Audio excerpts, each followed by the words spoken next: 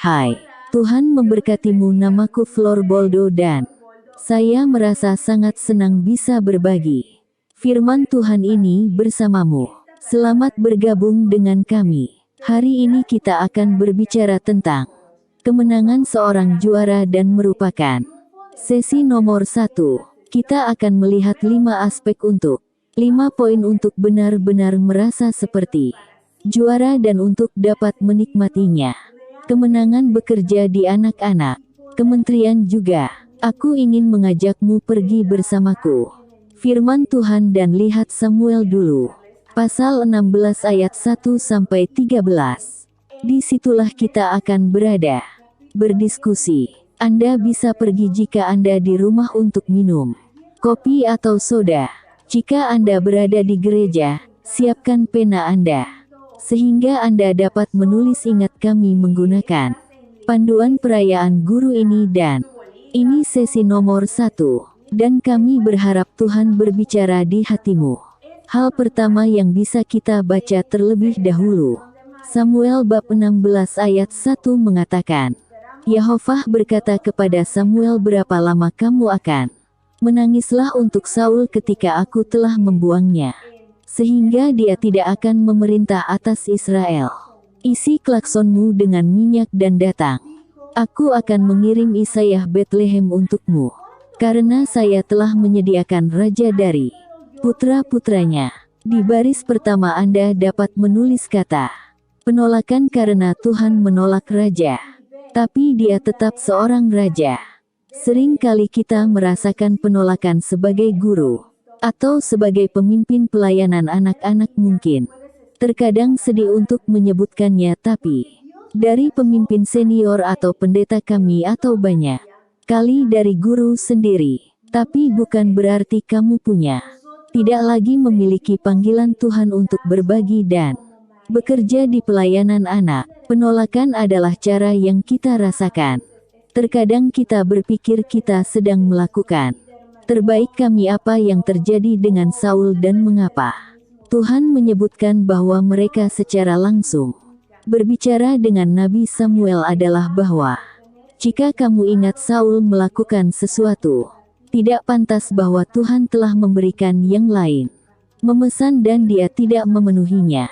Berkali-kali kita ingin menjadi bijak dalam diri kita sendiri, pendapat, dan tidak mengikuti prinsip atau dasar yang Tuhan taruh dalam firman-Nya. Atau mungkin terkadang kita lupa bahwa kita telah menerima panggilan kita dari Tuhan dan untuk mempertahankan kejayaan seorang juara kita harus ingat siapa yang memanggil kita. Saya tahu ini mungkin terdengar agak kuat untuk Anda, tetapi lebih dari apapun Anda tidak dipanggil oleh suatu denominasi atau seseorang. Ya, seseorang menawari Anda posisi itu atau tempat bekerja sebagai guru di pelayanan anak-anak, tetapi panggilan itu datang dari Tuhan. Dia yang memanggilmu.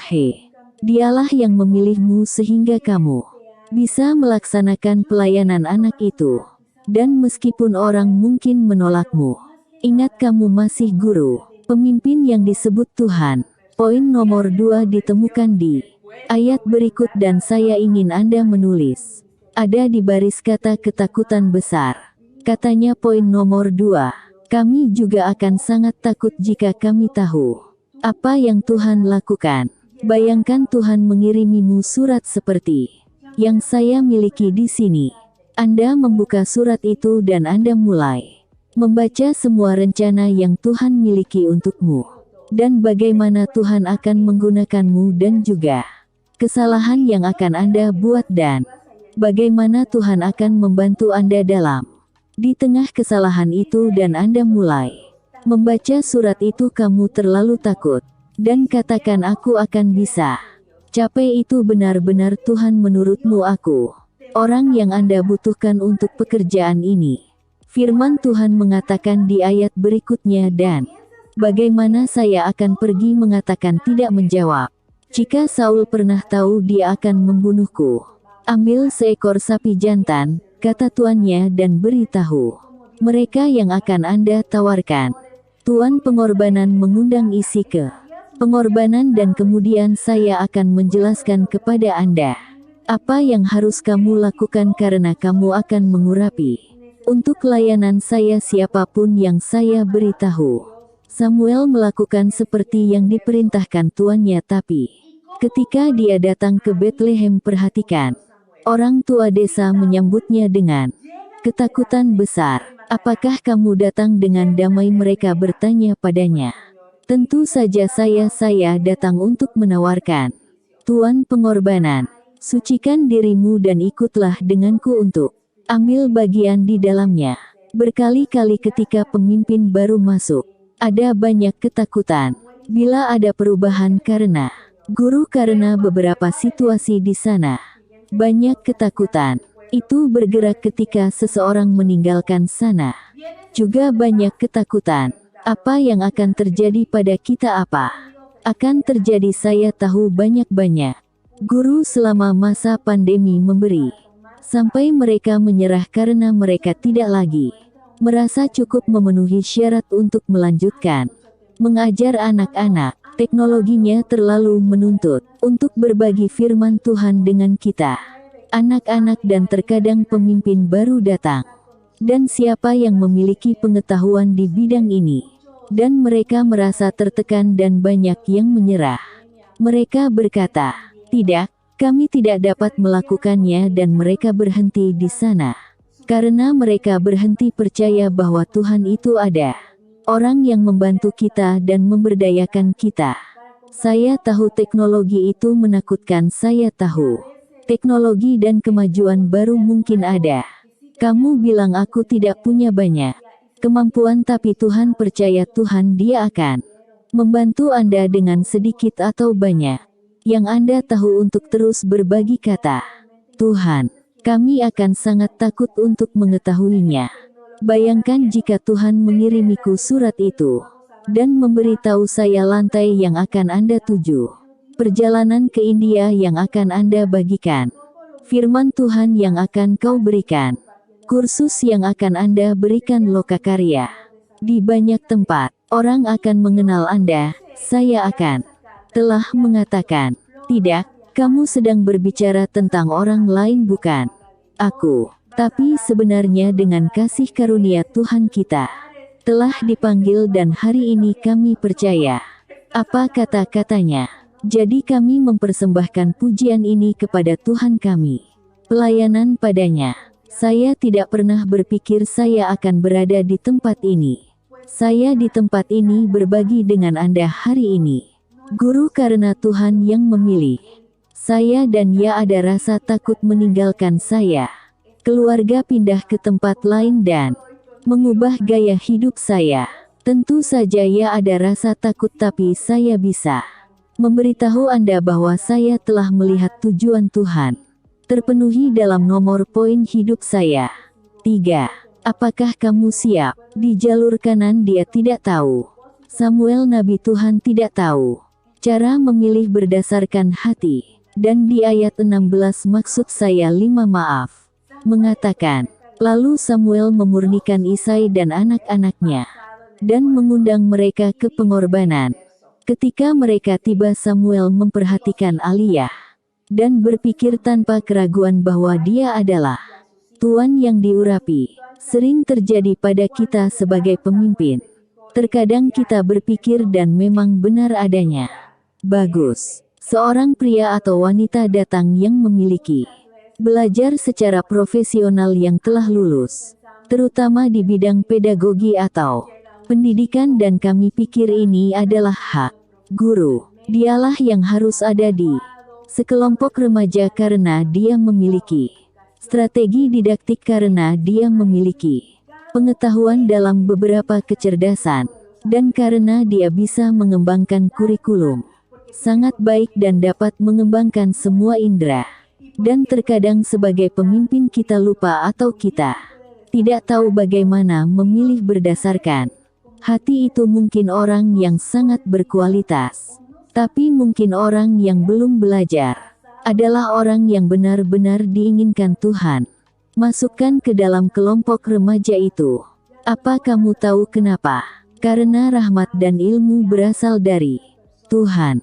Penting untuk memiliki alat dan penting untuk melatih diri kita sendiri. Itu yang kita lakukan, tapi panggilan berasal dari Tuhan. Terkadang kita tidak tahu bagaimana memilih. Dan itu juga terjadi dengan pemimpin. Terkadang pendeta mengatakan ya dia baru saja memiliki 5 gelar Master sudah memiliki 2 gelar doktor. Sering kali kita fokus pada pengetahuan sekuler, tanpa mencari poin nomor berapa. 4 mengatakan Tuhan tidak melihat penampilan tapi di hati. Ketika Nabi melihat Elia, dia mengatakan ini harus menjadi tuan yang diurapi.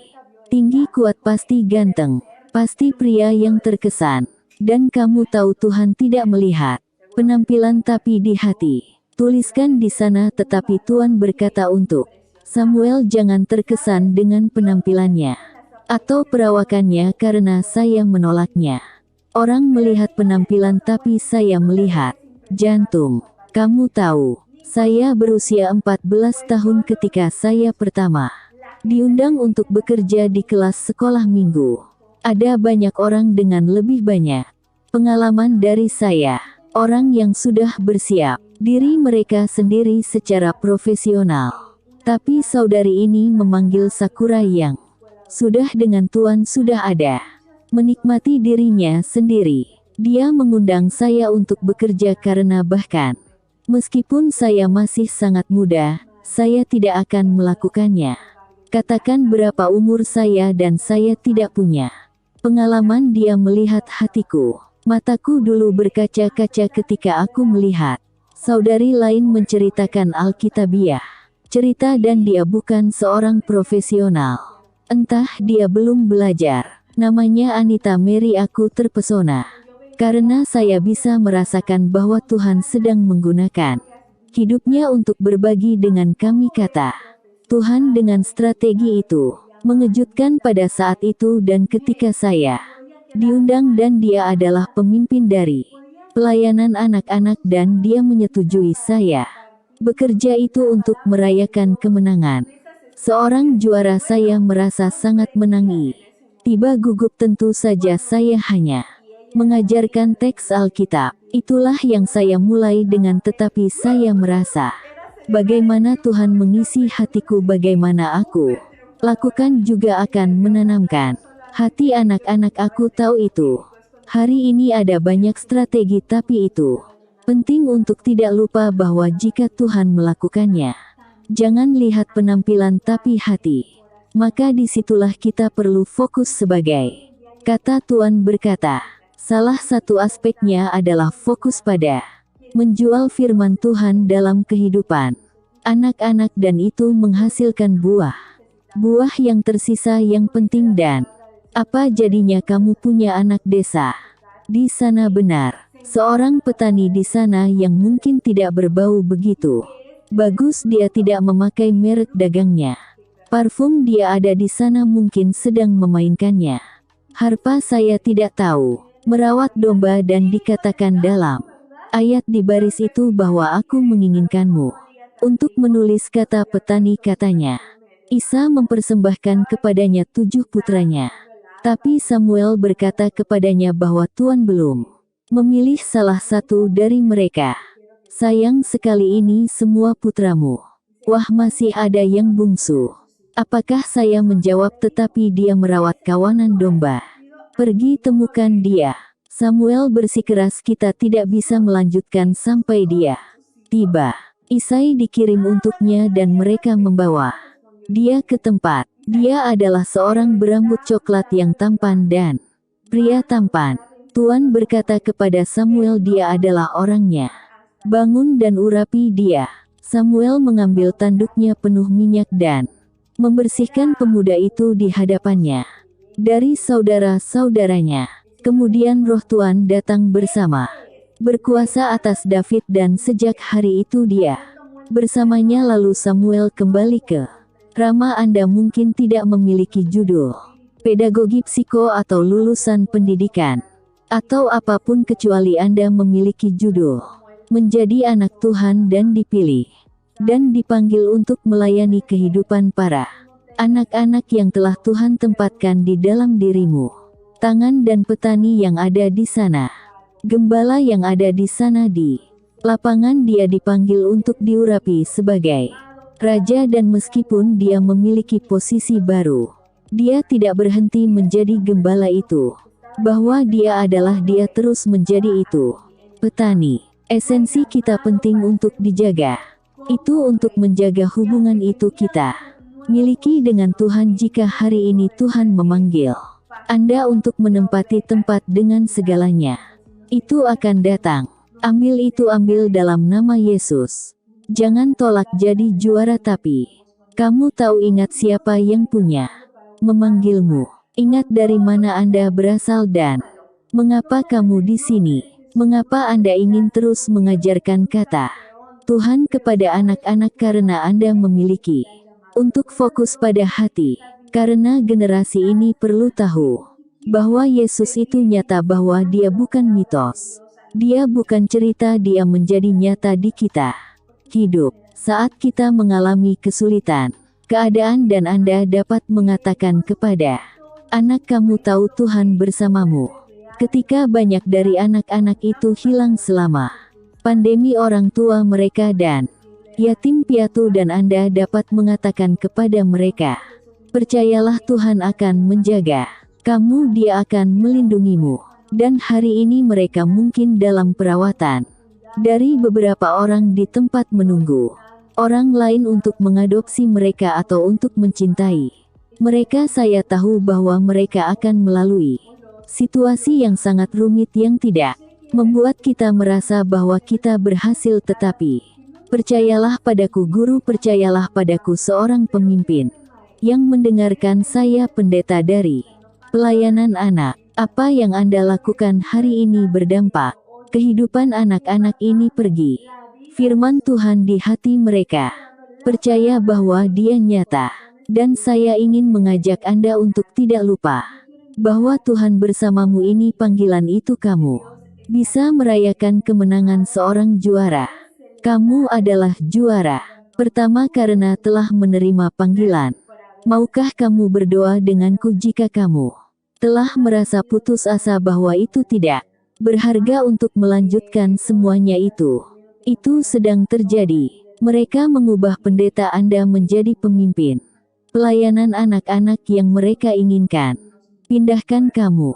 Berdoa, mari kita bicara dengan Tuhan, mari kita masukkan ini beberapa menit. Maukah kamu berdoa dengan saya? Ayah yang ada di surga, di jam ini saya persembahkan untuk kalian semua, pemimpin pelayanan anak, guru, relawan, pendeta, semua yang akan mendengarkan dan mendengarkan pesan ini. Semoga mereka didorong jika mereka merasa ingin menyerah dan berhenti bekerja di pelayanan anak. Semoga mereka ingat Tuhan, kata-kata ini itu meski ditolak, bahwa terlepas dari kenyataan bahwa mungkin mereka tidak merasa cukup mampu, Tuhanmu bersama mereka. Anda telah memanggil mereka dan Anda memberdayakan mereka untuk fokus pada hati. Karena itulah dirimu mencarimu. Jangan melihat penampilan Anda, tidak melihat judul kami. Anda tidak melihat profesional kami. Pencapaian Anda melihat hubungan kami denganmu, kedekatan kita. Bantu mereka, menguatkan mereka, memberkati mereka. Tuhan di jam ini membawa itu dorongan hati mereka untuk bisa untuk melanjutkan dalam pelayanan anak-anak Tuhan yang bekerja dan fokus pada kehidupan dan hati anak-anak. Terima kasih untuk masing-masing guru yang bersama kami saat ini kami memuji dan menyembahmu. Amin. Wow, saya senang berbagi dengan Anda firman Tuhan. Bertahanlah karena masih banyak lagi untuk belajar dan menerima dalam hal ini. Perayaan Guru. Sampai ketemu lagi.